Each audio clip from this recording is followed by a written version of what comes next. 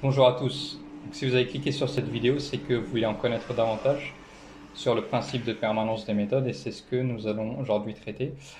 Euh, donc, pour ce principe de permanence, donc, les méthodes, déjà, on va introduire quelles sont les méthodes. Donc, les méthodes, donc, il y a des méthodes comptables, donc, ça va concerner tout ce qui est comptabilisation et l'évaluation des actifs. Les autres méthodes concernent tout ce qui est la présentation des comptes et on va revenir un peu plus tard sur cette présentation des comptes. Euh, donc le point essentiel ici par rapport à cette permanence des méthodes, c'est le but, c'est d'avoir une certaine stabilité. Voilà, dans les méthodes, on va avoir une certaine stabilité dans les méthodes afin voilà, vraiment de pouvoir comparer le patrimoine d'une année à l'autre et les performances d'une entreprise d'une année à l'autre. Ça, c'est le point vraiment le plus important, si ce n'est voilà, donc de ce principe-là. Maintenant, on va voir donc, les permanences. Euh, voilà, donc pour les méthodes comptables. Donc, déjà, il faut y avoir une permanence au niveau des choix des comptes. Donc, on sait que chaque entreprise, euh, comment dire, chaque entreprise voilà, peut avoir un domaine donc, qui est différent. Ça peut être de la restauration, de la prestation informatique, etc. Donc chaque entreprise, selon le secteur, il va y avoir un choix des comptes. Donc une fois que ce choix des comptes est fait dans le dossier comptable, il va falloir voilà, reprendre ces comptes-là et travailler avec, donc de manière stable et ne pas tout le temps les changer, etc. Vraiment, donc il faut continuer sur cette méthode-là. Après, il peut y avoir des cas, voilà, on peut utiliser d'autres comptes, etc. Mais il faut vraiment faire le maximum possible pour rester sur les comptes qui ont été créés et poursuivre, donc afin de pouvoir vraiment comparer et avoir un suivi de l'évolution des comptes. Voilà, donc c'est ce qu'on a dit ici. Alors, on va voir un petit exemple ici, là. Donc ça, c'est une balance de compte. Ce que je voulais mettre en exergue ici, c'est là, mettons, là, on est en... Voilà. Donc là, en 606, par exemple, 606.11, EDF consommation. Non, excusez-moi, c'est pas ça que je voulais parler. Voilà. Donc le 607, donc là, cette année, ça a été bien fait par rapport à l'année dernière. Donc on a réutilisé le même compte que l'année dernière. On va être amène voilà, de pouvoir calculer un écart. En revanche, pour certains comptes comme le 605, l'année dernière, on a utilisé ce compte-là, on a 1650. En revanche, cette année, on n'a rien. Donc on ne pourra pas malheureusement calculer d'écart.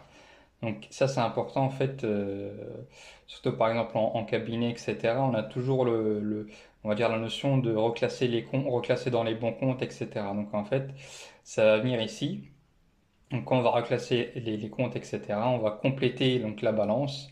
On va avoir une balance qui est soignée, dans laquelle il n'y aura pas de trou, et on va pouvoir donc calculer nos écarts. Voilà, par exemple, ici en 605, peut-être que la personne a utilisé un autre compte, voilà, un 604.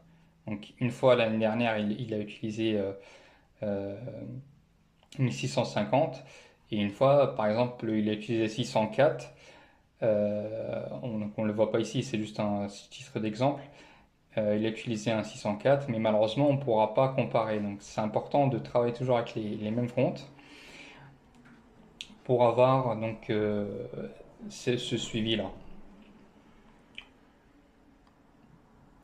Donc aussi, on peut avoir les méthodes d'enregistrement qui doivent être faites donc à l'identique. Par exemple, si c'est un restaurant, on va comptabiliser la caisse hein, avec un ticket Z, etc. Aussi, s'il y a des méthodes sur le dossier qui sont des méthodes d'encaissement, décaissement d'échecs, donc ça, c'est aussi ça à reproduire de la même manière.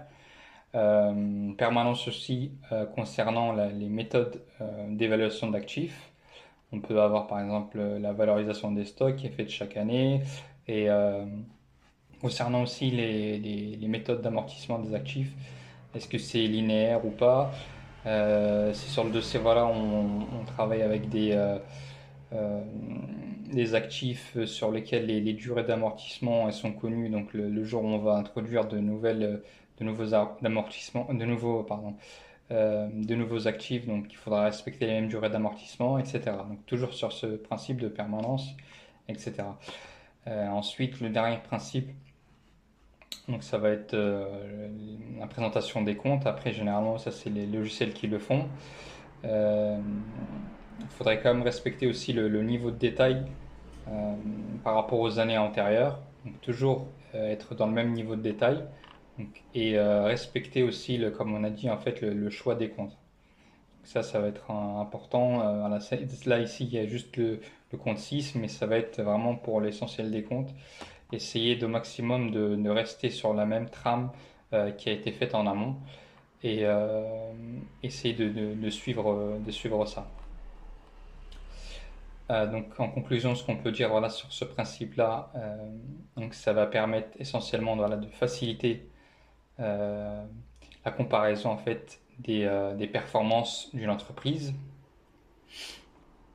de son patrimoine des années antérieures par rapport à l'année actuelle.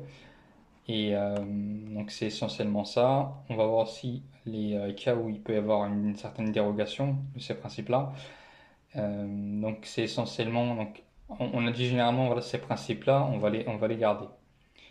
Donc on va les garder dans la mesure du possible. Après, s'il y a vraiment un besoin, on peut être amené à changer. Et donc ça, c'est vraiment les cas dans lesquels on va changer. Donc voilà, se conformer aux réglementations comptables qui peuvent être amenées à changer. Il peut y avoir aussi un changement juridique.